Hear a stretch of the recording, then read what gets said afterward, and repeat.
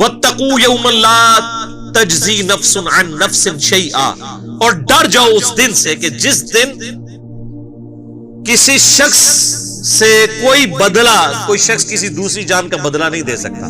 یہاں پہ لوگ کہتے ہیں نا جی آپ ہمارے مرید ہو جائیں، ہم خود آپ کے گناہوں کا بوجھ اٹھا لیں گے، اللہ سے بخشوا لیں گے۔ اللہ فرماتا ہے قیامت کے دن سے ڈر جاؤ جس دن کوئی شخص دوسرے کا بدلہ نہیں ہو سکتا۔ حتیٰ کہ بخاری مسلم میں حدیث ہے سیدہ فاطمہ جنتی عورتوں کی سردار ہے، اور بخاری اور مسلم میں موجود ہے سیدہ عائشہ سے سیدہ فاطمہ سلام اللہ علیہا جنتی عورتوں کی سردار ہے، اور بخاری اور مسلم میں موجود ہے کہ سیدہ فاطمہ سے نبی علیہ السلام نے فرمایا اے میری بیٹی فاطمہ، میرے مال سے جو کچھ لینا ہے نا وہ لے لے، وہ تو اس کا مالک تو میں ہوں، لیکن آخرت کے دن اگر اللہ نے تجھے پکڑ لیا تیرے اعمال کے سبب تو میں تیرے کچھ کام نہیں آؤں گا۔ تو قرآن میں لکھا ہوا ہے۔ سیدہ فاطمہ کو تو کہا جا رہا تھا، سنایا ہمیں جا رہا تھا کہ اگر سب سے زیادہ رشتہ داری کا بینیفٹ کسی کو مل سکتا تھا نا تو سیدہ فاطمہ تھی، لیکن ان کو بھی بتا دیا گیا کہ اعمال کے بارے میں کھلی چھٹی نہیں ہے۔ اور سیدہ فاطمہ کو تو چھوڑ دیں، قرآن میں 3 دفعہ آیت آئی ہے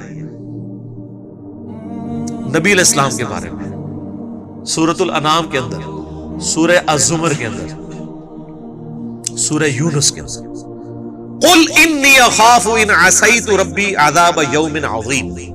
اے نبی تم فرماؤ کہ مجھے خود ڈر ہے اس بات کا کہ اگر میں نے بھی اپنے رب کی نافرمانی کی تو بڑے دن کا عذاب مجھے بھی آ پکڑے گا۔ سر مجھے بتائیں آپ کا اور میرا رب اس سے زیادہ کس لیول پہ آ کے آپ کو سمجھائے؟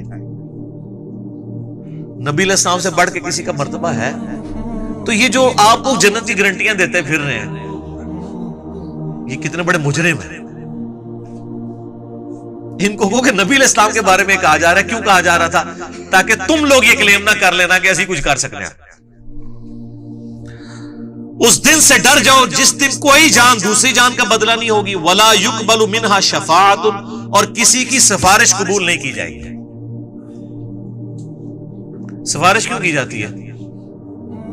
آپ دنیا میں کسی شریف آدمی کی سفارش کے لیے تھانے جاتے ہیں تو ایس ایچ او سے جا کے کیا کہتے ہیں کہ میں اسے اچھے طریقے سے جانتا ہوں، آپ کو غلط فہمی ہوئی ہے، میں گارنٹی دیتا ہوں یہ بندہ اس طرح کا نہیں تھا، اس پہ جھوٹا الزام لگا ہے، یہ کہتے ہیں نا۔ اس طرح کی سفارش اللہ کے سامنے کون کر سکتا ہے کہ یا اللہ جی تواڈے فرشتہ نو بھلیکھا لگ گیا، ایویں انہوں نے گناہ لکھ لینے، مینوں پتہ ہے بڑا چنگا بندہ ہے، اتنی لمبی داڑھی سی تھی، پگڑی نہیں دیکھی کڈا نورانی چہرہ تھا، یہ اللہ کو کہہ سکتا ہے؟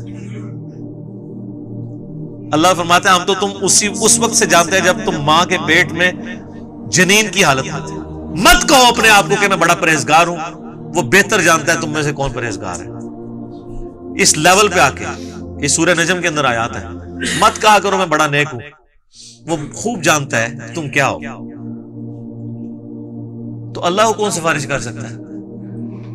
ہاں صرف یہ سفارش ہو سکتی ہے کہ جس اللہ ہی کا دل آیا ہو جس پہ کہ اسے چھوڑنا ہے۔ یہ بندہ ہے نیک نیت تھا، چند غلطیاں اس سے ہوئی، باغی نہیں تھا، رجوع لے آتا تھا، اپنی طرف سے اس نے کوشش کی، پھر بھی بحیثیت انسان اس سے غلطیاں ہوئی، لیکن میری طرف آتا رہا، تو اب میں نے اسے معاف تو کرنا ہے۔ تو معاف میں پھر ڈائریکٹ کرنے کی بجائے اپنے محبوب صلی اللہ علیہ وآلہ وسلم کی شفاعت سے کرواؤں، تاکہ میرے نبی علیہ السلام کی عظمت لوگوں کے دلوں پر اجاگر ہو۔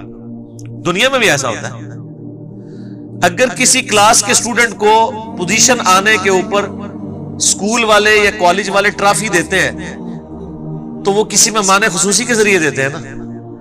اس کالج کے اسٹوڈنٹ کو کبھی وہم بھی آتا ہے کہ اس مہمان نے مجھے ٹرافی دی ہے،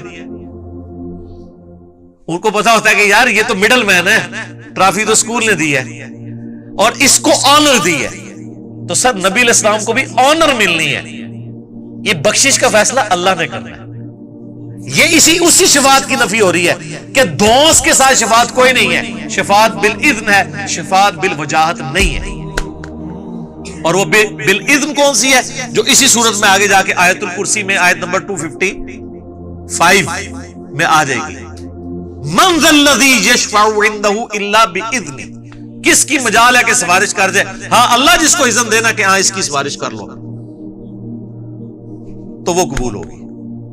تو شفاعت دھونس کے ساتھ نہیں ہے، اللہ کے فضل کے ساتھ۔ لیکن نبی علیہ السلام چونکہ مہمان خصوصی ہیں اور وہ سورہ بنی اسرائیل میں آیا ہے، نبی علیہ السلام کی جو حدیث ہے نا بخاری مسلم میں، حدیث شفاعت، کہ قیامت والے دن سب لوگ حضرت آدم کے پاس جائیں گے، پھر وہ کہیں گے کہ آج مجھے اپنی جان کی فکر ہے، اذهبوا الی غیری، کسی اور کی طرف جاؤ.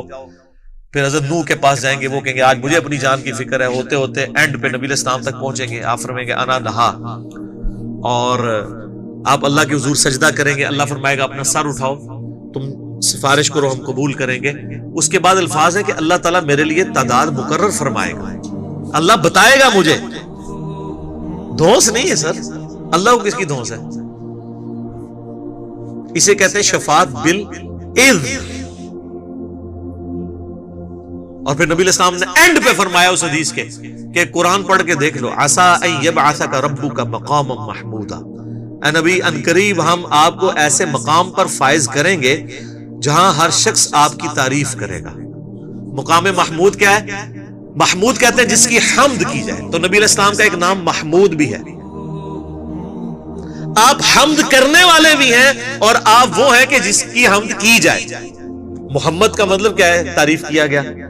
تو مقام محمود قیامت الدن وہ مقام ہے کہ جس مقام پہ اللہ جب فائز کرے گا اور آخرت کی جو بخشش کی ٹرافیز آپ کے ہاتھوں بٹوائے گا نا، تو لوگ آپ کی تعریف کریں گے کہ اس کی آنر ہے اللہ کے حضور.